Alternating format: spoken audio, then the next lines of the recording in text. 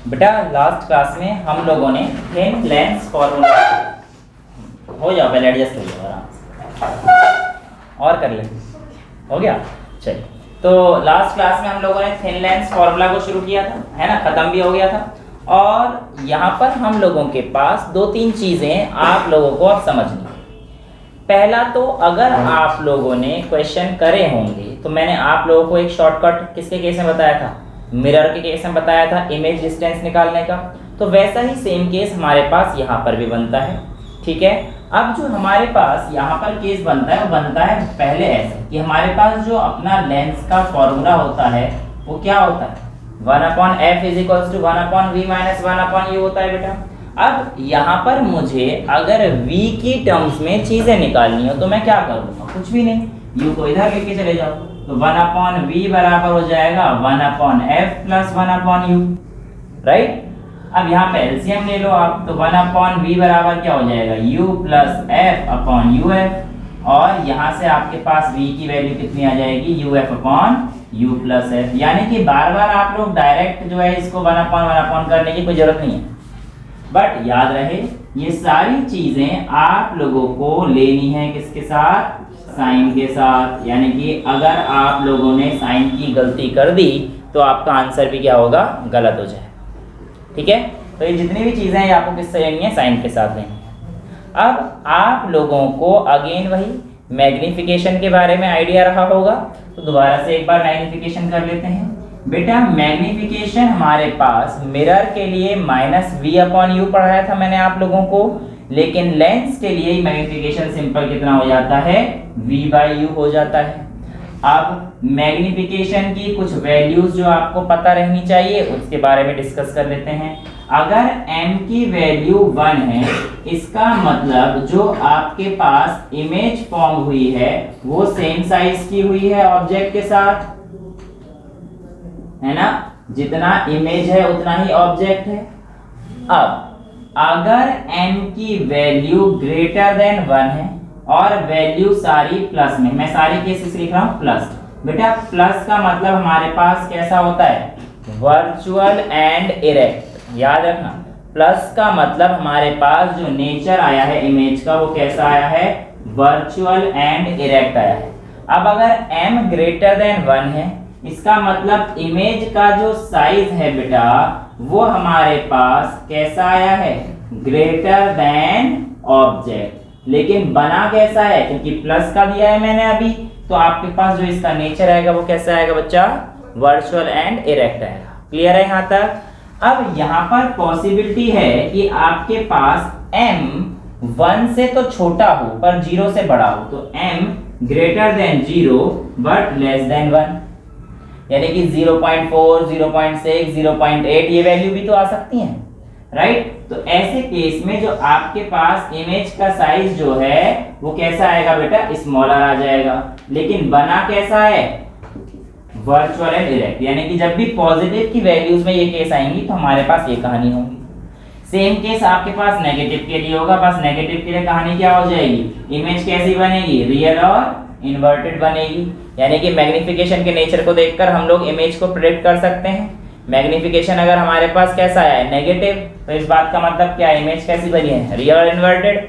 अगर मैग्निफिकेशन -1 आया है यानी कि इमेज और ऑब्जेक्ट का साइज क्या है, सेम है, -1 की वैल्यू से ज्यादा है, यानी कि अब मैग्नीट्यूड की बात कर रहा हूँ, ठीक है, -1.8, -2, -4 जो भी वैल्यू दिया, अगर ऐसी वैल्यू दी है बेटा, इस बात का क्या मतलब है आपके पास कि आपका मैग्निफिकेशन नेगेटिव बड़ा है, इसका मतलब ऑब्जेक्ट का साइज क्या है, बड़ा है, सॉरी इमेज का साइज बड़ा है ना। और सेम केस यहाँ पर भी रहेगा माइनस की वैल्यू में, यानी कि 1 से छोटा, यानी कि -0.4, -0.6, अगर ऐसे केस आ रखे हैं तो जो इमेज है वो स्मॉलर है, बट बना कैसा है, माइनस का मतलब रियल और इन्वर्टेड। तो माइनस साइन से आप लोग अंदाजा लगा लेंगे क्या चीजें होती हैं क्या नहीं होती हैं। तो ये हमारे पास किसका आता है बेटा, मैग्निफिकेशन का केस आता है। यहाँ तक तो कोई दिक्कत नहीं है। अब आप लोगों को मैंने एक चीज पिछली बार कराई थी, अगर आपको याद हो, क्या, lens makers formula, thin lens formula, ये सारी चीजें मैंने एक ही क्लास में कराई थी। लेंस मेकर्स फॉर्मूला में आप लोगों के पास एक चीज आई थी, 1/f = μ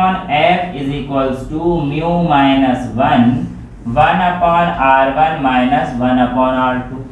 जहाँ वैसे तो यहाँ पे μ1 माइनस μ2 था, पर हम लोगों ने μ1 को म्यू ले लिया, μ2 को एयर ले लिया, जो भी वैल्यू हमारे पास ली हो, राइट। ये पर यहाँ पे मैं एयर के रेस्पेक्टिव बात कर रहा हूँ, तो फॉर्मूला तो मेरे पास यही आया था। अब ध्यान से सुनना, जब मैंने आपको रिफ्रैक्टिंग सरफेस की कहानी कराई थी, तब मेरे पास एक फॉर्मूला और आया था, μ2/v minus μ1/u is equals to μ2 minus μ1/r। ये भी फॉर्मूला मैंने आपको कराया था बेटा। इस केस में ये जो μ2 माइनस μ1/r होता है, इसको हम लोग बोलते हैं पावर फैक्टर। क्या बोलते हैं बेटा? Power factor. क्वेश्चन में डायरेक्ट पूछ लेता है इसका पावर फैक्टर कितना है, तो आपको ये वैल्यू यूज करनी है, ठीक है। अब जो आप लोगों के पास पावर फैक्टर है वो किसी भी लेंस का क्या बताता है, तो आप कहेंगे पावर फैक्टर बताता है कि हमारे पास लेंस की जो एबिलिटी है क्या करने की, या तो अगर वो कॉन्वेक्स लेंस है तो कन्वर्ज, और अगर कॉनकेव लेंस है तो डाइवर्ज। यानी कि किसी भी लेंस की एबिलिटी कि वो आपकी लाइट रेज को कन्वर्ज कर सकता है या डाइवर्ज कर सकता है, वो किस पे डिपेंड करेगा? उसके पावर फैक्टर पर, ठीक है। अब हम लोगों ने इतनी बात कर ली है, तो यहाँ पर अब मैं इसको हटा दूं, पावर फैक्टर समझ में आ गई। पावर के बारे में तो आज काफी बातें करनी है। अब मेरे पास ये जो फॉर्मूला है ना बेटा ऊपर वाला, इसको मैं आप लोगों को ध्यान से एक दो चीजें बताना चाहता हूँ, क्योंकि इसके बेसिस पर कई सारे क्वेश्चन आए हुए हैं। नीट 2015, 16, 13, 19 सब में ये क्वेश्चन आए हैं इस पे, है ना। तो ये इंपॉर्टेंट बन जाता है, लेकिन इसका एक कॉन्सेप्ट जिसके ऊपर क्वेश्चन आए थे वो समझ लेते हैं। देखो, अगर आपके पास दो लेंस कांटेक्ट में, कैसे हैं? दो लेंस कांटेक्ट में है और दोनों अगर आपके पास सेम है, तो ऐसे लेंस को हम लोग क्या बोलेंगे? इक्वी कॉन्वेक्स लेंस बोलेंगे बेटा। अगर हमारे पास लेंस इक्वी कॉन्वेक्स होते हैं, क्या होते हैं? लेंस इक्वी कॉन्वेक्स होते हैं, तो इस बात का मतलब क्या आपके पास R1 बराबर R2 हो जाएगा। यहां तक आप लोगों को कोई दिक्कत? यहां तक आप लोगों को कोई दिक्कत नहीं होनी चाहिए। अब अगर मेरे पास ये वैल्यू है, आप लोगों के पास, पहले इक्वी कॉन्वेक्स की कराऊं या इक्वी, चलो पहले इक्वी कॉनकेव की करा देता हूं, इक्वी कॉनकेव की करा देता हूं, कॉनकेव, ठीक है। मतलब सेम बात है, कोई बड़ी चीज नहीं है, दोनों सेम है। पर मैं आपको एक चीज जो है ध्यान दिलाना चाहता हूँ, क्योंकि यहाँ पे ना फिर प्लस माइनस का आप ध्यान नहीं रखोगे। तो अगर इक्वी कॉनकेव है, तो आप मुझे ये बताइए कि जो दोनों की लेंस है, जो फोकल लेंथ होती है इक्वी कॉनकेव की केस में, वो कैसी होती है? नेगेटिव होती है। भाई हमारे पास नेगेटिव होती है, तो हमारे पास ये वैल्यू क्या आ जाएगी? R1 भी नेगेटिव, R2 भी नेगेटिव, राइट। तो अगर यहाँ पर हम लोग ध्यान रखते हैं और R1 इक्वल टू R2 या R के, क्योंकि हमारे पास लेंस कैसा है? इक्वल, इक्वी कॉनकेव है, तो उनका जो हमारे पास रेडियस ऑफ कर्वेचर है, फोकल लेंथ, सारी चीजें इक्वल है, राइट। तो ऐसे केस में आपके पास जो फोकल लेंथ आ जाएगा म्यू माइनस, ये कितना आ जाएगा? -2/r आ जाएगा। वही R एलसीएम हो गया, माइनस में माइनस में कितना होगा? -2/r। कैंसिल नहीं हो जाएगा? हैं? Minus minus plus cancel out नहीं नहीं, मैंने आपको बताया था जब सिंबल रखे तब मैंने ध्यान में रख के बताया था। यहाँ पे मैंने इसका माइनस कंसीडर कर लिया था, ठीक है ना। जब सिंबल रखे थे, जब मैंने आपको फॉर्मूला डेराइव कराया था, वहाँ पे मैंने ये चीज़ बता दी थी, विद साइन लिए गए हैं और ये कैंसिल आउट नहीं होंगे, ठीक है बेटा। चलिए, तो ये क्लियर है। अब देखो बेटा, यहाँ पर हमारे पास क्या आता है? तो 2f कितना आएगा बताओ? r की वैल्यू निकालनी है, तो r is equals to 2f upon mu minus 1 हो जाएगा ना। ये भाई r इधर पहुंच जाएगा, f इधर पहुंच जाएगा, म्यू माइनस 1 नीचे, हाँ म्यू माइनस 1 तो वही रहेगा, r इधर f, हाँ। तो कितना है? 2f into mu minus 1, mu minus. बेटा r की वैल्यू हमारे पास ये आ सकती है, लेकिन इसमें हमारे पास निकालना f होता है, तो यहाँ से आप लोग जो f निकालेंगे वो कितना आ जाएगा? f is equals to minus r upon 2 times of mu minus. Clear है? कोई डाउट तो नहीं है बेटा? यहाँ तक तो हमें कोई दिक्कत वाली चीज़ नहीं, समझ में आ गया भाई। देखो हमारे पास ये वैल्यू प्लस की आई थी दोनों, मैंने आपको बताया था, लेकिन नेट वैल्यू हमारे पास फिर मैंने दोनों जब प्लस ली तो कॉनकेव के दोनों माइनस ले लिए, 1/r1 प्लस 1/r2 जो वैल्यू आई थी हमारे पास इनिशियल डेरिवेशन करते हैं। अब कॉनकेव लेंस लिया है तो हमारे पास कॉनकेव के लिए कहानी क्या होगी, दोनों के दोनों माइनस के हो जाएंगे। सेम केस किसका हो जाएगा, कॉन्वेक्स का, तो एक कोई कॉन्वेक्स लिख दूंगा यहाँ पे। अगर दो लेंसेज आपके पास कैसे हैं, इक्वी कॉन्वेक्स, कैसे हैं बच्चा, इक्वी कॉन्वेक्स, तो इसमें क्या हो जाएगा, प्लस प्लस ये माइनस का आर हट के क्या आ जाएगा, प्लस का आर आ जाएगा। सिंपल हमारे पास यहाँ पर एफ कितना आ जाएगा, r/2 times of mu minus. Clear है, कोई डाउट तो नहीं है बेटा। तो यहाँ पर आपके पास एक कहानी होती है अगर हमारे पास इक्वी कॉनकेव और इक्वी कॉन्वेक्स की चीजें दी होती हैं, ठीक है। दूसरा हमारे पास क्या आता है बेटा, प्लेनो कॉनकेव और प्लेनो कॉन्वेक्स, यानी कि अगर आपको क्या दे दिया है कहानी में, प्लेनो कॉनकेव, मैंने आपको सारी चीजें बता दी हैं जब मैंने टाइप्स ऑफ लेंस दिखाया, जिसमें plano concave, plano convex, equi convex सारी चीजें बताई थी ना। तो प्लेनो कॉनकेव में हमारे पास ये हट जाता है, 2 हट जाता है, तो f is equals to r upon, concave में माइनस का है, r अपॉन म्यू माइनस है फोकल लेंथ निकालने के लिए। और जो प्लेनो कॉन्वेक्स होगा, फॉर प्लेनो कॉन्वेक्स, अब आपको बताऊंगा मैं यहाँ पे 2 की order, f is equals to r upon mu minus. अब यहाँ पर मेरी 1-2 बातों को ध्यान से, मतलब ठीक है मैं बता रहा हूँ, ये आपको समझा रहा हूँ कैसे आए, तो मैंने आपको यहाँ पे एक साथ चारों चीजें हो जाएंगी इसलिए मैंने लिख दिया। देखो ध्यान से, एक्चुअल में हमारे पास जो भी चीजें आई हैं वो आई तो यहाँ से 1/r1 माइनस 1/r2 से, वैल्यू तो फाइनल हमारे पास ही आई, राइट। अब यहाँ पर मैं आप लोगों से कह रहा हूँ कि मैं अपना प्लेनो कॉनकेव लेंस रखना चाहता हूँ। क्या रखना चाहता हूँ, प्लेनो कॉनकेव लेंस रखना चाहता हूँ। अब जरा ध्यान से सुनिएगा, प्लेनो कॉनकेव लेंस में हमारे पास कुछ इस तरीके की कहानी हुआ करती थी, प्लेनो कॉनकेव लेंस, राइट। अगर हमारे पास थिकर एट एज और थिनर एट मिडिल रहेंगे तो ये कॉनकेव की तरह काम करेगा, ये बात तो हम लोगों ने देख ही ली थी। अब मैं आप लोगों से कह रहा हूं कि अगर हमारे पास ये कहानी है इसकी और मुझे यहाँ पहुंचना है, तो मेरी बात सुनो, आप मुझे बताओ कि R1 किसका होगा और R2 किसका होगा, मतलब इसमें से एक मिरर का है और एक पक्का भी हमारे पास लेंस का है। समझ में आ रही है आपको मेरी बात भाई। अगर R1 और R2 लिया गया है तो रेडियस ऑफ कर्वेचर एक किसके लिए यूज किया गया है, यहाँ पे लेंस के लिए यूज करा है बेटा, और दूसरा मैंने मिरर के लिए यूज करा है। अब कौन सा मिरर के लिए है और कौन सा लेंस के लिए, ये कैसे डिसाइड करेंगे, क्योंकि क्वेश्चन में ऐसी चीजों में आपको फंसा सकता है, जो पहले आता है, ठीक है। मतलब ये एक चीज हो सकती है कि सर जो पहले आ रहा है वो है, जो ज्यादा वो है, नहीं रेस्पेक्टिवली कुछ नहीं होता। सुनो बेटा मेरी बात, कहानी सुनो, ध्यान सुनो।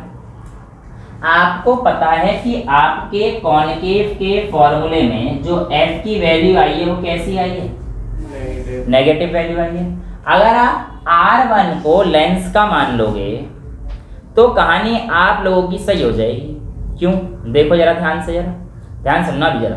अगर आप, सॉरी गलत हो जाएगी, अगर आप R1 को लेंस की मान लोगे तो ये देखो कितना हो जाएगा, R1 को R मान लिया है ना, और R2 को आपने किसका मान लिया, मिरर का मान लिया, तो ये तो यार गड़बड़ हो जाएगी ना, क्योंकि ये तो 0 हो जाएगा, पॉजिटिव रह जाएगा, तो ये कहानी सच नहीं हुई। उल्टी बात सुनो, अगर मैं R2 को लेंस का मान लेता हूँ तो R1 प्लेन मिरर का फोकल लेंथ कितना होता है, इनफाइनाइट, 1/∞ 0, और ये वाली वैल्यू माइनस में आएगी ना, 0 माइनस समथिंग, आंसर तो माइनस में रहेगा। इसका मतलब R2 हमारे पास किसके लिए ली गई है, लेंस के लिए लिया गया है कॉनकेव के केस में, और ये किसके लिए लिया गया है, आपका मिरर का, क्योंकि मिरर का केस यहाँ पर, अब देखो प्लेनो कॉनकेव है ना, तो ये तो 0 खत्म हो जाता है, ये तो 0 खत्म हो जाता है, तो आपके पास क्या बचेगा, 1/r बचेगा, f इधर आ जाएगा, r ऊपर, r अपॉन म्यू माइनस 1। समझ में आ गया ना क्यों आया है, तो -r इसलिए आता है क्योंकि हम लोग ये वाला जो है लेंस के लिए यूज करते हैं, ये वाला मिरर के लिए यूज करते हैं। ऐसे अगर मैं इक्वी कॉन्वेक्स बोलूंगा तो क्या बोलूंगा बेटा, R2 किसके लिए, सॉरी प्लेनो कॉन्वेक्स बोलूंगा तो हमारे पास क्या कहानी हो जाएगी, R2 वाला इस बार मिरर के लिए हो जाएगा और R1 वाला किसके लिए हो जाएगा, लेंस, और इसलिए हमारे पास नेट वैल्यू क्या आएगी, पॉजिटिव है। क्लियर है, कोई डाउट तो नहीं है इसमें। ये छोटे मोटे टॉपिक है जो आपको परेशान कर सकते हैं, ठीक है। अब एक जो छोटा सा क्वेश्चन आया था, आप लोगों को परेशान भी करता होगा, और वो रहता है कि स्क्रीन पे इमेज बनी है इस चीज की, तो बताओ कितनी दूरी पर ऑब्जेक्ट है, क्या है, एंड सो ऑन। इस तरीके की कई क्वेश्चंस आप लोगों ने देखे होंगे, राइट। इसके लिए आपको थोड़ी सी 10th की मैथमेटिक्स आनी चाहिए। जिनको आती है वेल एंड गुड, और जिसको नहीं आती है उसके लिए मैं यहाँ पर बैठा ही हुआ हूँ, तो आप टेंशन ना लें, ठीक है। देखिए ध्यान से, यहाँ पर आप लोगों से क्या बोल रहा है, पहले इस बात को सुनो। आपके पास एक ऑब्जेक्ट है, क्या है, एक ऑब्जेक्ट रखा हुआ है इस पोजीशन पर, और इस ऑब्जेक्ट के पास आप लोगों ने एक कॉन्वेक्स लेंस लगा दिया है, और आप लोग चाहते हैं कि इस ऑब्जेक्ट की जो इमेज है ना, वो आप किसी एक स्क्रीन पर ऑब्टेन करें। ये मैंने क्या लगा दिया, यहाँ पर स्क्रीन लगा दी है। तो आप बताइए यहाँ पर आपका फोकल लेंथ मिनिमम कितनी दूरी पर होना चाहिए, यानी कि आपके इसकी जो फोकल लेंथ होनी चाहिए वो कितनी, मिनिमम कितनी होनी चाहिए। तो मिनिमम फोकल लेंथ कितनी हो कि आप जो इमेज है, इस ऑब्जेक्ट की इमेज को स्क्रीन पर ऑब्टेन अगर करना चाहते हैं तो मिनिमम फोकल लेंथ कितनी होनी चाहिए, राइट। ये आपका क्वेश्चन है, समझ में आ गया क्वेश्चन क्या है, ठीक है। अब देखो, अगर स्क्रीन पर मुझे इमेज ऑब्टेन करनी है तो कुल मिला के मैं कुछ इस तरीके से करूंगा कि भाई यहाँ पर तो मेरे पास एटलीस्ट आ जाए, राइट। ये कहानी मेरे को चाहिए, ठीक है, कोई बात नहीं। यानी कि ये वाली जो डिस्टेंस है ये इमेज डिस्टेंस हो जाएगी, v हो जाएगी, और ये वाली जो डिस्टेंस है ये मेरे पास u, और ये v हो जाएगी। अभी देखो बेटा, माइनस प्लस अभी देखो। और मैंने कहा कि स्क्रीन से लेकर, अब ऑब्वियसली बात है, स्क्रीन पे जो इमेज बन रही है वो बन किसकी रही है, ऑब्जेक्ट की बन रही है ना। तो स्क्रीन से लेकर ऑब्जेक्ट की डिस्टेंस अगर बेटा आपके पास d है, अगर आपके पास d है तो यहाँ पर v की वैल्यू क्या आ जाएगी इन टर्म्स ऑफ d में से u खत्म कर दो, तो v बराबर कितना आ जाएगा, d माइनस u। क्या ये पॉजिटिव और नेगेटिव क्या रहेगा, v तो बेटा पॉजिटिव ही रहेगा, क्यों रहेगा, क्योंकि in the direction of incident light है, v positive u negative, right. अब आप अपना सिंपल सा कौन सा थिन लेंस फॉर्मूला लगा दीजिए जो मैंने आपको कराई दिया है, 1/f is equals to 1/v minus 1/u। आज की क्लास कॉन्सेप्चुअल ज़्यादा रहेगी क्योंकि इसमें से क्वेश्चन सारे आए हैं, एक दो मैं क्वेश्चंस कराऊंगा, ठीक है। और अगली क्लास में पूरे न्यूमेरिकल्स कराता हूँ आप लोगों को, जो पीछे के टॉपिक्स छूटे हुए हैं, है ना, न्यूमेरिकल्स थोड़े से कम हुए हैं पिछले कुछ क्लासेस में, तो मैं जितने भी टॉपिक्स हैं उन सबके न्यूमेरिकल्स वही 10-12 या तो यहाँ पे पहले से लिख के रख दूंगा, और या फिर मैं साथ के साथ कराता जाऊँगा, या फिर प्रैक्टिस सेशन में कर देंगे, जैसा भी आप लोग बोलोगे वैसा कर देंगे, ठीक है। सो आज की क्लास थोड़ी सी थियोरेटिकल ज़्यादा रहेगी, लेकिन कॉन्सेप्ट है, बहुत तगड़े तगड़े कॉन्सेप्ट आएंगे, ठीक है। तो 1/f is equals to 1/v minus 1/u। ये आपको कहानी समझ में आ गई, यहाँ तक तो आपको कोई दिक्कत नहीं होनी चाहिए, ठीक है। तो आपके पास इसका जो फॉर्मूला बनेगा वो बनेगा 1/f is equals to 1/d minus u, minus u की वैल्यू माइनस रहेगी तो माइनस माइनस प्लस हो जाएगा, समझ में आ रहा है भाई। u तो नेगेटिव ही लूंगा, u लेफ्ट माइनस माइनस 1/, तो u क्या हो जाएगा बेटा मेरे पास, प्लस हो जाएगा, समझ आ रहा है ना पूरा बेटा। u माइनस नहीं बेटा, माइनस फॉर्मूले में, तो u तो नेगेटिव का लूंगा बेटा, तो ये आ जाएगा प्लस। तो मैंने डायरेक्ट लिख दिया, किसी को कोई दिक्कत तो नहीं है किस टाइम, ठीक। तो यहाँ से मैं लिख सकता हूँ मेरा जो 1/f आएगा ये बराबर हो जाएगा, इसका एलसीएम ले लो, तो इधर आ जाएगा u plus d minus u upon u into D minus. 9th class की बात है, एलसीएम लेना तो आता है, नीचे मल्टीप्लाई ऊपर ऐड, ठीक है। तो यहाँ पर हमारे पास 1 फोकल लेंथ u से u तो गया, कितना आ जाएगा बेटा d upon u into D minus u। और या फिर आप कह सकते हो आपके पास वैल्यू आई है fd बराबर ud माइनस u स्क्वायर। क्या ये बात सच है, बिल्कुल सच है। मैंने रिलेशन किसका पूछा था, फोकल लेंथ और डिस्टेंस का पूछा था। चलो ऐसा कर लेते हैं कि हमारे पास इसको मैं ऐसे लिखता हूँ u square minus ud plus fd, ये 0 के इक्वल हो जाएगा, है ना। मिडिल टर्म स्प्लिट ना करके इसको डी लिख दूं, है।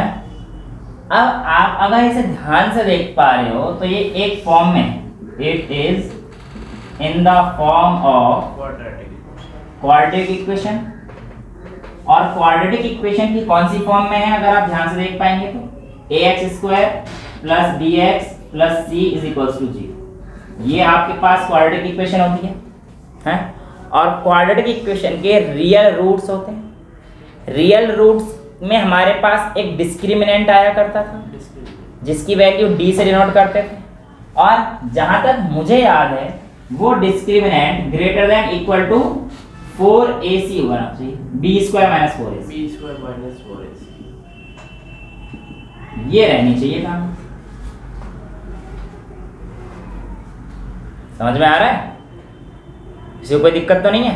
अब अगर मैं यहां से कोई भी चीज कंपेयर करूंगा तो यहां पर देखो ये ax² है, u², देखो अब एक्चुअल में x की जगह पर यहाँ पे u आ गया, तो यहाँ पे a की वैल्यू तो 1 आ जाएगी, b की वैल्यू -b आ जाएगी,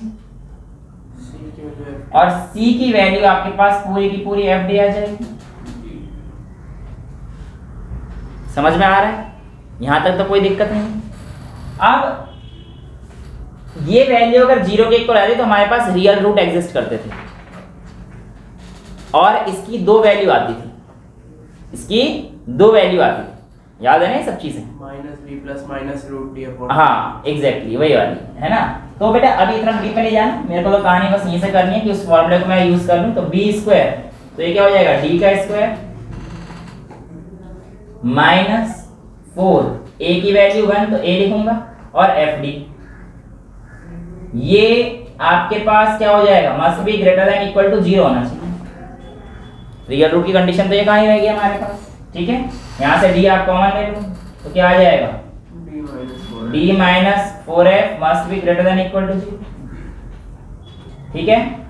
इधर जाके d तो खत्म हो जाएगा, और d - 4f must be greater than equal to 0, और आपके पास यहाँ से कंडीशन आ जाएगी d must be greater than equal to 4f, यानी कि अगर ये डिस्टेंस फोकल लेंथ के 4 गुना नहीं है तो आपकी इमेज कभी भी स्क्रीन पे ऑब्टेन नहीं हो सकती। क्वेश्चन सिंपल, एलिमिनेशन के क्वेश्चन आते हैं बहुत तगड़े तगड़े ऐसे क्वेश्चन हैं। आपसे पूछता है, क्वेश्चन दे दिया कि भैया एक स्क्रीन है, a screen is placed 80 centimeter away from object, ठीक है। which या in which of the following case, in which of the following case the image can't be obtained on screen, ये आपसे क्वेश्चन पूछ लिया। और आपके ऑप्शन दे दिए 20 सेंटीमीटर, दूसरा ऑप्शन दे दिया आपको भी 19 सेंटीमीटर, तीसरा ऑप्शन दे दिया आपको 21 सेंटीमीटर, चौथा ऑप्शन दे दिया आपको 22 सेंटीमीटर, ठीक है। ये कहानी है। तो यहां पर आप लोगों को बताइए कि कौन सा ऑप्शन आपका करेक्ट है। भाई कौन से स्क्रीन अगर इतना रखा हुआ है ना, तो आप मुझे बताइए जो वैल्यू है ये फोकल लेंथ की वैल्यू है if the focal length are, मतलब फोकल लेंथ जो होंगे लेंस के वो ये सब, तो इनमें से कौन सी ऐसी फोकल लेंथ है जिसकी इमेज आपको स्क्रीन पर नहीं मिल सकती? हाँ बताओ। 19। सिंपल सी बात है बेटा, मैंने क्या बोला, minimum condition to obtain image 4f के इक्वल होनी चाहिए, मिनिमम 80 सेंटीमीटर, d की वैल्यू, तो f की वैल्यू कितनी आ जाएगी, d/4।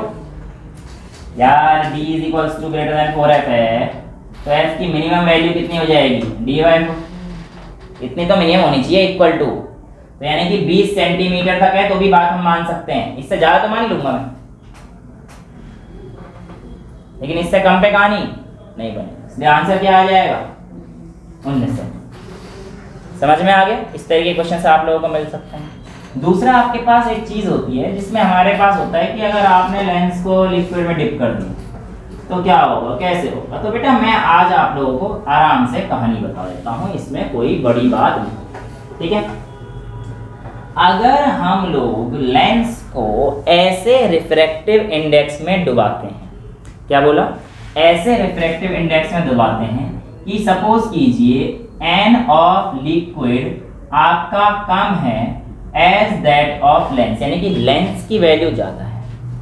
लेंस का जो रिफ्रैक्टिव इंडेक्स है, केस फर्स्ट, अगर आपने लेंस को ऐसे लिक्विड में डाला है जहाँ पे उसका रिफ्रैक्टिव इंडेक्स लिक्विड का कम है एज दैट ऑफ लेंस, तो ऐसे केस में बेटा जो आपकी फोकल लेंथ है लेंस की वो बढ़ जाती है। क्या हो जाती है? फोकल लेंथ ऑफ लेंस क्या हो जाती है बेटा? इंक्रीज। ठीक है, अगर आप लोग ऐसे केस में डालते हैं जहां पर आपके पास, तो इसका एक ऑप्शन देता है नो इफेक्ट, ये ऑप्शन टिक मत करना, है ना, इफेक्ट होता है। ऐसे केस में क्या होता है, जो आपका लेंस है वो प्लेन रिफ्रैक्टिंग सरफेस की तरह एक्ट करने लगता है। गायब वाली चीजें सुनी होगी, लेकिन वो काम तो कर ही रहा है लेंस अपना। गायब बिल्कुल, जो आपको जादूगर दिखते हैं, है ना, अब वो अगर मैं भी लेके आऊँ, एक ग्लिसरीन ले आऊँ और एक ग्लास ले आऊँ, तो they almost have same refractive index, और अगर मैं उसको उसके अंदर करने लगूँ, ग्लास को उसके अंदर दिखाऊँ, तो आप देखोगे कि वो ग्लिसरीन के अंदर वो ग्लास क्या हो गया है? गायब हो गया है। तो वो क्यों गायब हुआ है? क्योंकि भैया उनका रिफ्रैक्टिव इंडेक्स सेम है, और रिफ्रैक्टिव इंडेक्स सेम है तो आप लोग आइडेंटिफाई नहीं कर सकते। तो रिफ्रैक्टिव इंडेक्स का ही खेल होता है, और वो आप किसकी तरह बिहेव करेगा? प्लेन रिफ्रैक्टिंग सरफेस की तरह। ठीक है, तो ऐसे केस में it will behave as plane. Medium तो है ही ना, मीडियम तो है ही भाई, आपके पास ऐसा तो नहीं है कि मीडियम ही लिक्विड लिया है, एयर लिया है, बाहर से कहीं से लाइट आ रही होगी, तो एक मीडियम तो है, वो दोनों सेम हो जाएंगे अभी, तो वो प्लेन की तरह काम करेंगे। ठीक है, अगर आप लोग ऐसा लिक्विड लेते हैं, ऐसा लिक्विड लेते हैं जिसका रिफ्रैक्टिव इंडेक्स लेंस से ज़्यादा है, ऐसे केस में लेंस विल बिकम इनवर्ट। मतलब क्या है इसका मतलब? Convex will behave as concave, और जो कॉनकेव होगा वो कैसे बिहेव करेगा बेटा? आपका कॉन्वेक्स बिहेव करेगा। ठीक है, तो यानी कि अगर आप लोग इस तरीके की कहानी दिखाते हैं तो आप लोगों के पास ये चीज़ें आ जाती हैं कि भैया कॉन्वेक्स कॉनकेव की तरह बिहेव करेगा और कॉनकेव कॉन्वेक्स की तरह बिहेव करेगा। समझ में आया? यहाँ तक तो किसी बच्चे को कोई डाउट नहीं? क्लियर है ये बातें? हाँ, ठीक है। अब अगर मैं आप लोगों के पास आगे चलता हूं, तो आगे का जो टॉपिक है वो है पावर। क्या है बेटा? पावर। और पावर में देखो, अब मेरे हिसाब से 2 क्लासेस और आपका ऑप्टिक्स खत्म हो जाएगा। ठीक है, तो 2 मैक्सिमम 3, इससे ज़्यादा नहीं है, क्योंकि एक न्यूमेरिकल क्लास भी लेनी है मैंने आप लोगों की, है ना, जो प्रैक्टिस में है उसके अलावा जो मेन क्लास है उसकी। ठीक है, तो अभी हम लोग जो बात करने जा रहे हैं वो हम लोग किसकी करने जा रहे हैं? पावर की बात करने जा रहे हैं। पावर क्या होता है, आइए इस चीज को समझने की कोशिश करते हैं, और कैसे कैसे हम लोग इसकी मदद से कई सारी चीजें निकालते हैं। क्या निकालते हैं? बहुत सारी चीजें निकालते हैं। तो पावर की अगर हम लोग बात करते हैं तो पावर क्या है? 1/f। वेरी गुड बेटा, किसकी पावर है? मिरर की क्या हो जाएगी? वो भी 1/f हो गया। तो अच्छी बात है, बच्चा पढ़ के आया, लेकिन बच्चा पूरा नहीं पढ़ के आया, इसलिए ये गलत बात है। बढ़िया लगा बच्चा पढ़ के आया, क्योंकि तो कहते ही पढ़ लेते हैं 1/f। कुछ अच्छा बताओ। चलिए, बच्चे ने बिल्कुल सही बोला बेटा, पावर 1/4 फोकल लेंथ, यानी कि रेसिप्रोकल ऑफ फोकल लेंथ। क्या मैं सिंपल जो मेरा लेंस मेकर्स फॉर्मूला आया था उसको पावर में लिख सकता हूँ? Yes, 1/f is equals to mu minus 1/r1 minus 1/r2। Actual में तो ये भी पावर है। मैं ऐसा केस कराऊंगा आप लोगों को, है ना। आज तो मुश्किल हो पाएगा, लेकिन वो डिफरेंट जो कॉम्बिनेशंस रखे होंगे तब क्या क्या केस बनेगा, वेरी इंटरेस्टिंग, है ना। जेई और नीट में आने के पूरे चांसेस रहते हैं ऐसे सवालों के, लेकिन आज हम लोग जो देखेंगे उसको पहले समझ लेते हैं बेटा। पावर बेटा उस बच्चे ने सही बोला, power is equal to 1/4 focal length, है ना। बट याद रहे ये जो वैल्यू है ये भी वेरी करती है। ये जो 1/4 फोकल लेंथ है बेटा, ये लेंस के लिए होती है, और जो माइनस की वैल्यू है किसके लिए होती है? देखो, माइनस प्लस का खेल में कंफ्यूज मत होना, सिंपल सा है। अगर मिरर फॉर्मूला करते हो तो 1/f is equals to 1/v plus 1/u है। वहाँ पे 1 लेंस फॉर्मूला है, 1/f is equals to 1/v minus 1/u है। फोकल लेंथ की बात करेंगे तो हमारे पास क्या आएगी बेटा? हमारे पास सिंपल 1/f जो होगा वो हमारे पास लेंस का होगा पावर, और माइनस 1/f जो होगा ये पावर किसकी होगी? मिरर की। एक चीज इंपॉर्टेंट याद रख लेना कि जो आपके पास पावर होती है इसको हम लोग नापते हैं डायोप्टर में, जिसकी वैल्यू d होती है, और इसके लिए बहुत इंपॉर्टेंट स्टार मार्क लगा रहा हूं, फोकल लेंथ आप लोग प्लीज कृपा करके मीटर में ले लेना, क्योंकि आंसर सेंटीमीटर में भी ऑप्शन में दिए गए हैं। बच्चे जल्दबाजी में आंसर निकालते हैं, जल्दी जल्दी आंसर निकाल लेते हैं, सही भी होता है लेकिन एंड में कट जाता है, क्योंकि आंसर क्या हो जाता है गलत, सेंटीमीटर में दिया होता है ना चीजें। तो जो भी फोकल लेंथ आपको सेंटीमीटर में दियो उसको प्लीज किस में कन्वर्ट कर लेना, मीटर में कन्वर्ट कर लेना, तभी आपका आंसर आ पाएगा, अदरवाइज आपका आंसर नहीं आएगा। सब चाहे लेंस हो चाहे मिरर हो बेटा, सब में जिसने भी आपको फोकल लेंथ दी हुई है सेंटीमीटर में, उसमें आप पहले किस में कन्वर्ट करेंगे, मीटर। ठीक है, अब पावर इज इक्वल्स टू हमारे पास क्या होते हैं, जो भी लेंस लगे हुए हैं वो सिंपल इस तरीके से ऐड हो जाते हैं, जो भी लेंस लगे हुए सिंपल इस तरीके से ऐड हो जाते हैं।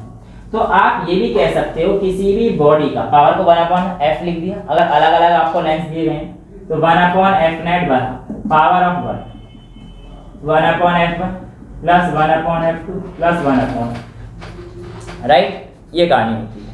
अब मैं आप लोगों के सामने लेट से ऐसे केस रख लेता हूं,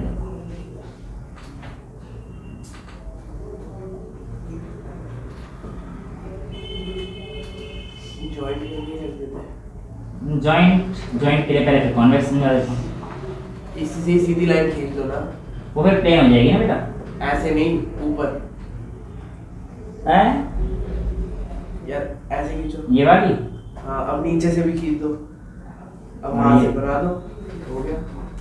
सही कह रहा है ना, लेकिन सुनो इसकी कहानी हम लोग बाद में करेंगे, अभी जो मुझे पहले करानी है वो ये 1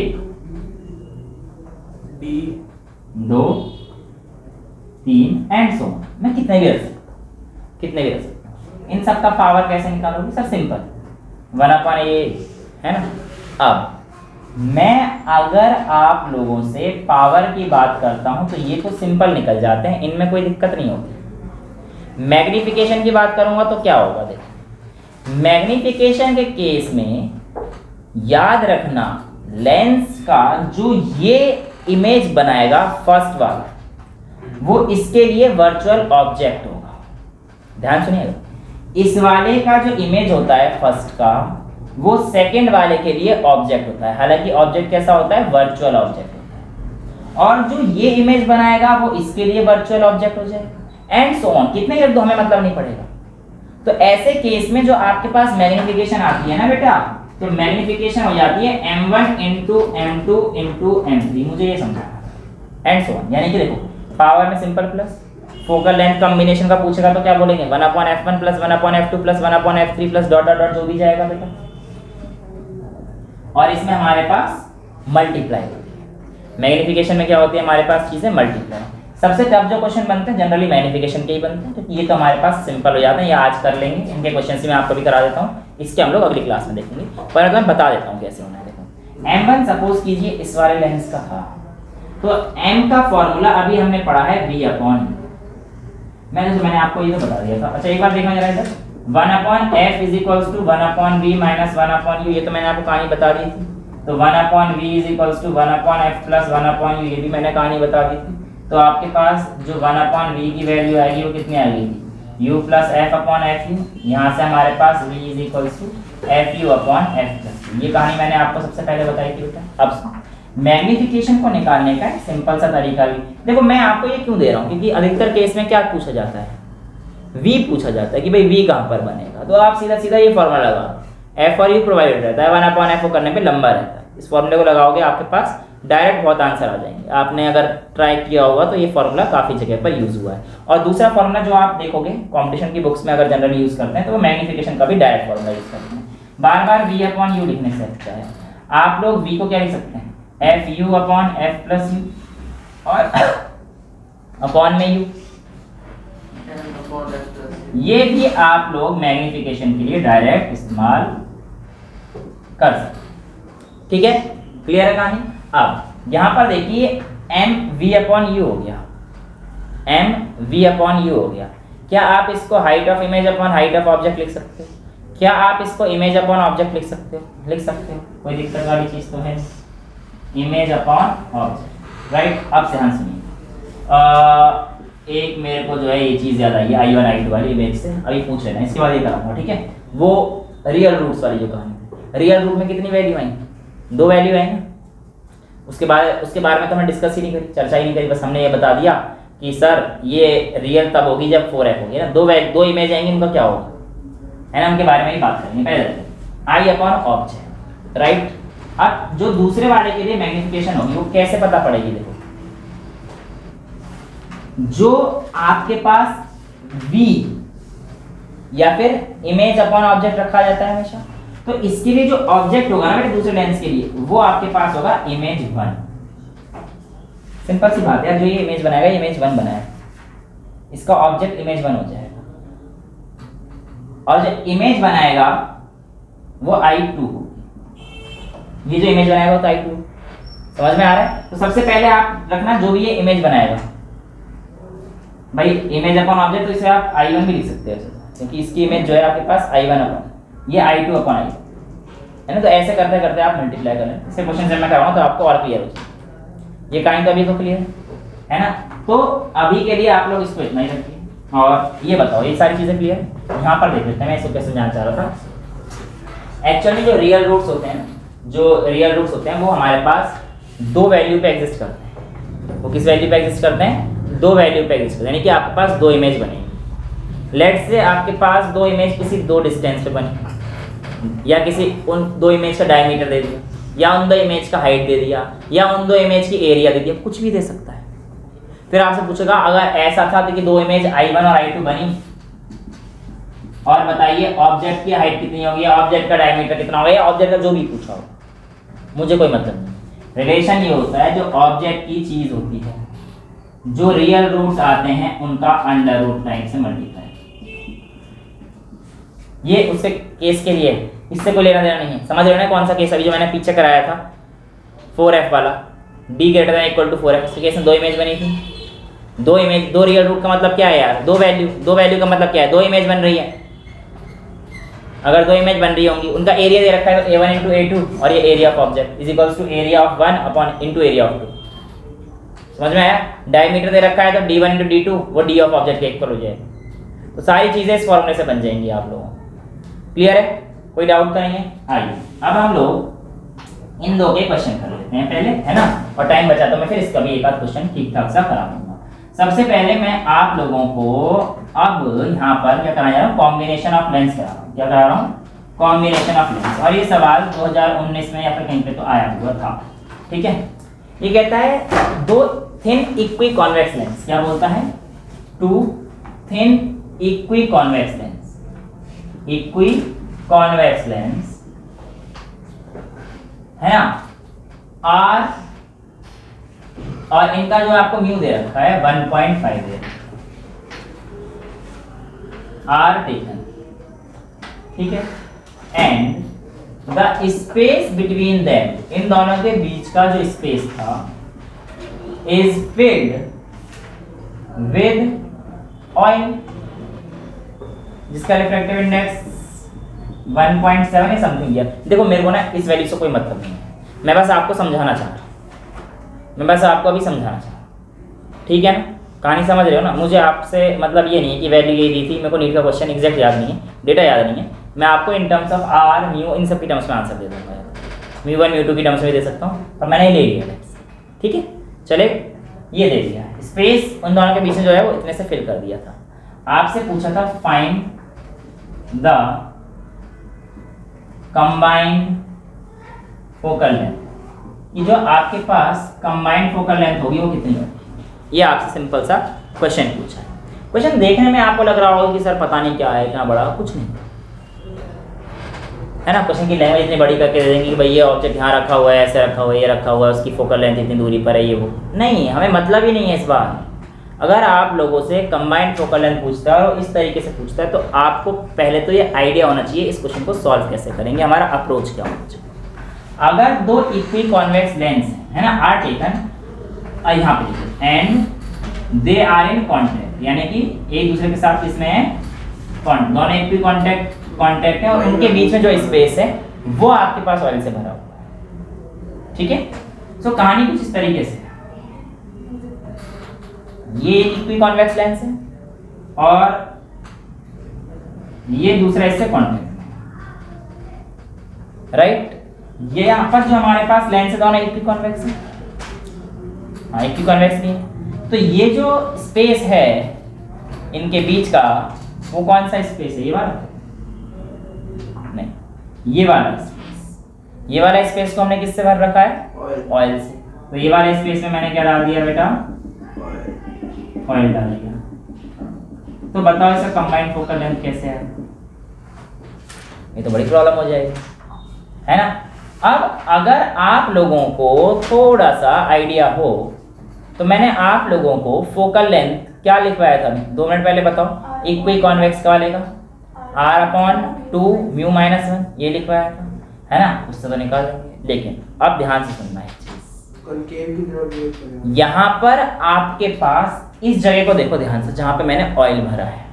अगर मैं इस पूरी जगह को ऑयल से ढंग से भर देता हूँ, ये मैंने पूरा ढंग से भर दिया ऑयल से, और मैं इस लाइन को धीमे धीमे अब ज्वाइन कर रहा हूँ आपके लिए, तो क्या आप लोगों को बीच वाला जो स्पेस है वो कॉनकेव की तरह बिहेव करता हुआ दिखाई दे रहा है? यानी कि अगर आप space in between the lines को फिल कर देते हो तो वहां पर तो हमारे पास चीजें अलग हो रही हैं। ये तो अब कॉनकेव दिख गया ना, कॉनकेव लेंस, कोई दिक्कत तो नहीं हुई ना किसी को, समझ में आ गया ना भाई। यहाँ से तो जॉइंट है, दोनों तो जॉइंट है, तो इनका कंबाइंड फोकल लेंथ कैसे निकालेंगे, इनका कंबाइंड फोकल लेंथ कैसे निकालेंगे? तो यार ये तो सिंपल क्वेश्चन हो गया, अब तो कुछ बचा नहीं इस क्वेश्चन में। क्यों? पहले इसका निकाल देता हूँ, ये इक्वी कॉन्वेक्स लेंस है। अब अगर इस इक्वी कॉन्वेक्स लेंस का फोकल लेंथ मैं निकालता हूँ तो मेरे पास f is equals to equiconvex r upon कितना आया था 2 टाइम्स म्यू माइनस 1। ये कहानी आई थी बेटा, ये कहानी आई थी। तो इस वाले लेंस का ये हो जाएगा, ये भी इक्वी कॉन्वेक्स है, ये भी इक्वी कॉन्वेक्स है, ये भी इक्वी कॉन्वेक्स है। तो ठीक है, तो मेरे पास ये कितना आ जाएगा r अपॉन 2, म्यू की वैल्यू कितनी रखी 1.5 नहीं बेटा, सुनो मेरी बात ध्यान से, मैं पहले इक्वी कॉन्वेक्स के लिए निकाल रहा हूँ बच्चे, ठीक है। आपकी बात बिल्कुल सही है, 1.7 किसके लिए लूंगा, जो कॉनकेव होगा बेटा। ऑयल वाला मीडियम जो मैंने डाला है वो किसकी तरह बिहेव करा रहा है, इसको कॉनकेव की तरह बिहेव करा रहा है, राइट। तो यहाँ पर आपके पास क्या जाएगा r/2, और यहाँ पे म्यू की जगह पर क्या ले लूंगा बेटा मैं पहले 1.5 माइनस 1 कितना आ गया ये 0.5। तो f is equals to r/2 into 0.5 1 आ गई। तो यहाँ से आपके पास f की वैल्यू कितनी आ गई r आ गई, f की वैल्यू r आ गई, समझ में आ गया। यहाँ तक तो कोई दिक्कत नहीं है, बहुत इंपॉर्टेंट क्वेश्चन है, आया हुआ क्वेश्चन है नीट में 2019 या 2016 में से एक पेपर में आया हुआ है। अब ये तो इसकी वैल्यू हो गई r। दूसरा वाला जो लेंस होगा बेटा, इसकी अगर मैं बात करूंगा तो यहाँ पर देखो क्या आएगा, इसका f डैश मान लेते हैं इसका। तो ये होता है हमारे पास, जहां तक मुझे याद है, minus r into mu into minus r/2 into mu minus 1 हो जाएगा बेटा। तो बेटा ये इंटू 2 करूंगा बाद में, मैंने इसका निकाल लिया, अब इसका निकालूंगा फिर इसका निकालूंगा। इक्वी कॉन्वेक्स का मतलब ये लेंस इक्वी कॉन्वेक्स है, दोनों तरफ से कॉन्वेक्स। ये तो कहानी इक्वी कॉन्वेक्स की थी, जिसको हम लोग बाई कॉन्वेक्स बोलते थे। क्या ना, इसका निकालूंगा, इसका निकालूंगा और इसका निकालूंगा, और उसके बाद अभी तो मैंने तुम्हें ये चीज समझाई थी वहां पर। ये देखो 3 लेंस अगर चाहे कांटेक्ट में रखे हो या अलग अलग रखे हो तो कहानी तो हमारे पास यही आई थी। तो यहाँ पर जो हमारे पास f डैश आएगा वो कितना आ जाएगा -r2, म्यू की वैल्यू कितनी रखी 1.7 माइनस 1.7 हो जाएगा। तो f dash is equals to -r/2 into 0.7 कितना आ गया 1.4। ये कहानी आ जाएगी f डैश। अब जो हमारे पास नेट फोकल लेंथ रही हो, कहाँ पे बंद हुआ था, यहाँ पर, ठीक। तो यहाँ पर ये f डैश की जो वैल्यू है ये आपको समझ में आ गई कैसे आई। तो नेट फोकल लेंथ जो हमारे पास ये तो ये 1/f इसका आ जाएगा, 1/f डैश कॉनकेव का और 1/f, राइट, समझ में आ गया।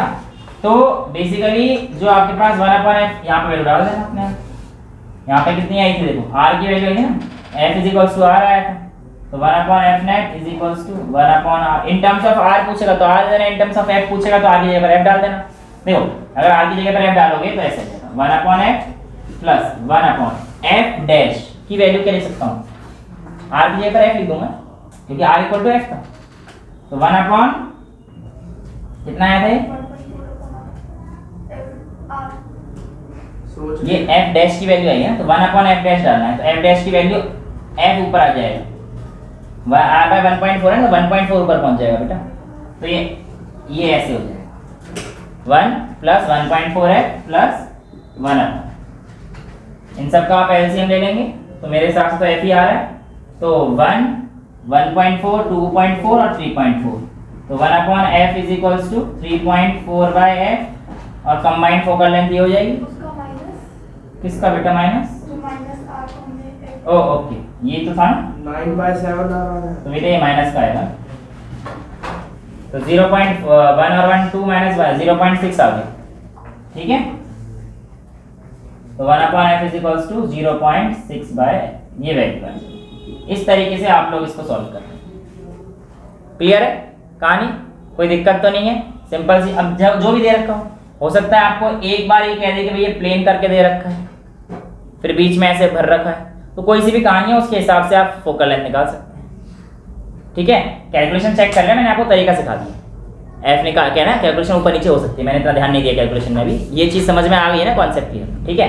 अब जो एक चीज़ है जिसके ऊपर सवाल पूछा गया है आज का छोटा सा कॉन्सेप्चुअल टॉपिक इसलिए करा रहा हूँ, ठीक है।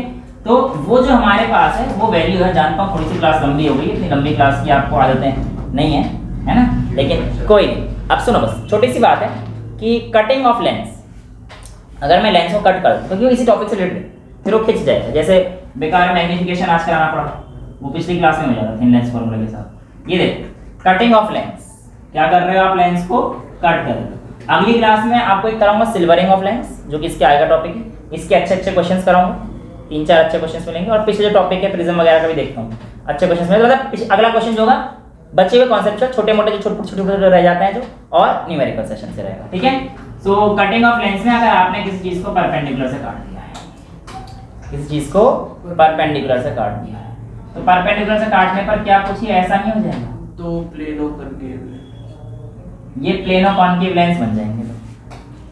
तो इनका जो फोकल लेंथ होगा वो कितना हो जाएगा बेटा, आधा तो आंसर हो ही नहीं सकता, आधा तो आंसर हो नहीं सकता, हाँ सेम, ये भी गलत है बेटा। अगर आप परपेंडिकुलर काटते हो तो इनका जो फोकल लेंथ होता है ये कितना हो जाता है, ट्वाइस, डबल हो जाता है, 2 गुना।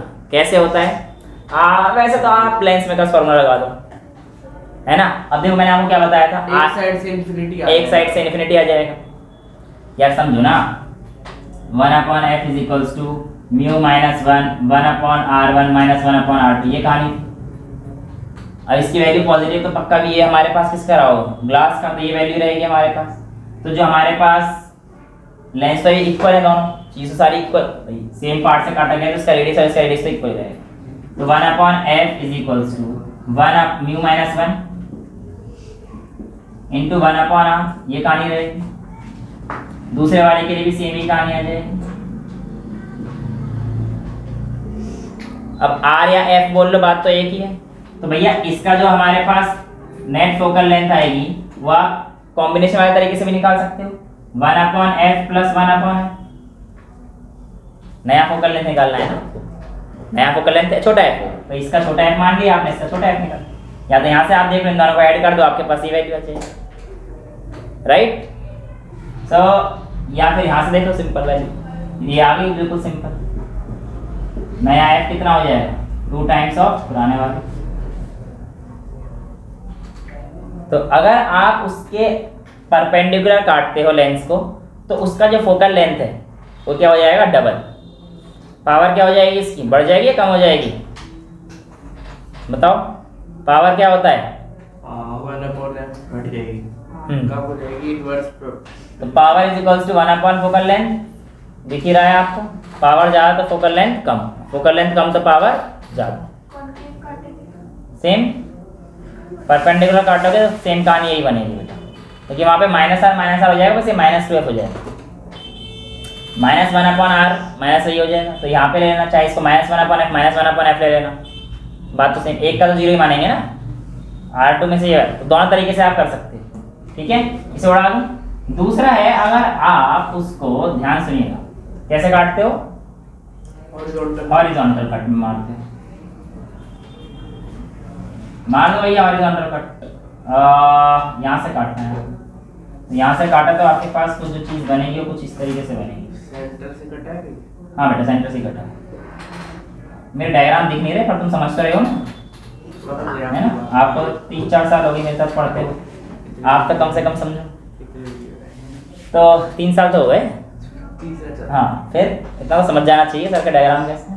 तो यहाँ से लेकर यहाँ पर अगर हम लोग बात करते हैं, नहीं अभी आप एक्सेप्शन में पढ़ाते हो ना, सेंटर को छोड़ के ऊपर नीचे से काट। नहीं वो नहीं, वो वाला नहीं, अभी वो नहीं, अभी ये सेंटर से काटा है। अब देखो ध्यान से, सेंटर से काटने पर यहाँ पर हमारे पास क्या चीज़ होती है, आइए इस चीज़ को देखते। तो बेटा याद रखना, जब आप इसको हॉरिजॉन्टल कट मारते हो तो इसका फोकल लेंथ क्या हो जाएगा बताओ, इसका फोकल है नहीं, वो ऐसा नहीं हो सकता, रहेगा ही नहीं, कैसे होगा, कोई भी लेंस होगा उसका फोकल लेंथ तो रहेगा ही रहेगा, सेम इसी केस में सेम रहेगा, पर इमेज की इंटेंसिटी कम हो जाएगी। इंटेंसिटी कम हो जाएगी। वेरी गुड, कैसे पता पड़ा, 10वीं क्लास में पढ़ा था, 10वीं क्लास में पढ़ा था जब ब्लैक पेपर से। यस, ब्लैक पेपर वाला भी क्वेश्चन दे देता हूँ। आधे लेंस आपने ब्लैक पेपर का दिया ना, अब देखो मैं ब्लैक पेपर का क्वेश्चन दूंगा, उसमें शायद आप गलती कर जाओगे, इसी कॉन्सेप्ट में। कल दे देना, नहीं अभी दे देंगे। यहाँ पर देखो जरा, इधर देखो, मारेंगे सर मेरे को। लाइट गई और ये यहाँ पर, तो फोकल लेंथ तो वही रहेगी ना, कन्वर्स तो वहीं पे करेगा लाइट को, लेकिन इंटेंसिटी किस चीज पे डिपेंड करती थी इमेज की, इंटेंसिटी डिपेंड करती है अमाउंट ऑफ लाइट बेटा जी। अब जब आपने ये आधा कर दिया तो अमाउंट ऑफ लाइट भी तो कम जा रही है, और जब अमाउंट ऑफ लाइट कम जा रही है तो बेटा आपके पास इंटेंसिटी क्या हो जाएगी, कम हो जाएगी। तो ये कहानी क्या हो जाती है कि आपके पास जब आप उसे परपेंडिकुलर एक्सिस से काटोगे तो power half, focal length double, लेकिन इस केस में पावर भी सेम वो सेम, बट इंटेंसिटी कम हो जाती है। और इंटेंसिटी किस चीज पर डिपेंड करती है बेटा, अमाउंट ऑफ लाइट। क्या आप इस चीज को एरिया बोल सकते हो भाई, जितना एरिया है, सिंपल सी बात है, अमाउंट ऑफ लाइट का मतलब क्या है बेटा, एरिया है। तो आप यहाँ से आप कह सकते हैं कि फोकल लेंथ बराबर रहती है बट इंटेंसिटी कम हो जाती है, क्योंकि इंटेंसिटी डायरेक्टली प्रोपोर्शनल है एरिया। इंटेंसिटी क्या है, डायरेक्टली प्रोपोर्शनल है एरिया। क्वेश्चन आया हुआ है ये कि अगर, वैसे तो बच्चे ने पकड़ लिया 10th क्लास में क्वेश्चन है कि अगर आप लोगों के पास ये एक लेंस है, ये एक लेंस है, और इस लेंस के, ध्यान सुनना, आधे हिस्से को, बीच वाले आधे हिस्से को मैं ब्लैक पेपर से कवर कर रहा हूं, बीच वाले आधे हिस्से को मैं ब्लैक पेपर से कवर कर रहा हूं, यानी कि dy, अगर इसकी पूरी लेंथ दी है तो मैं dy2 को कवर कर रहा हूं, ठीक है। तो आपको बताना है इसका फोकल लेंथ कितना होगा और इसकी इंटेंसिटी कितनी होगी, ठीक है। तो ये क्वेश्चन आप होमवर्क में कर लेना, ठीक है। मेरे हिसाब से मैंने एक क्वेश्चन अभी होमवर्क से याद आया, एक क्वेश्चन और कहा था, मैंने कहा था अगर ये वाली बात याद हो, 3 लाइट मारी थी मैंने, है ना, रेड, ग्रीन और ब्लू, ऐसा कुछ करके दिया था ये क्वेश्चन, वो भी किसी ने याद नहीं दिलाया, बता दिया था मैं आंसर। अच्छा फिर तो ठीक है, हाँ चलो, नहीं तो फिर जितने ही बचे हैं सारी चीज़ें हम लोग कल कर लेंगे, ठीक है। तो आज के लिए इतना ही रखते हैं, होमवर्क आपको समझ में आ गया है। इंटेंसिटी और फोकल लेंथ पर क्या फर्क पड़ेगा, वैसे फोकल लेंथ तो कोई फर्क नहीं पड़ेगा, सारा कहानी किसकी है, इंटेंसिटी की, ये आप ढूंढ के निकाल के ले आना, बाकी मैं कल करा ही दूंगा। आज के लिए इतना ही रखते हैं, that's all for today, thank you so much. खुश खुश क्या, ज़्यादा करा के बोल रहे हो। चल ले, कम कराया।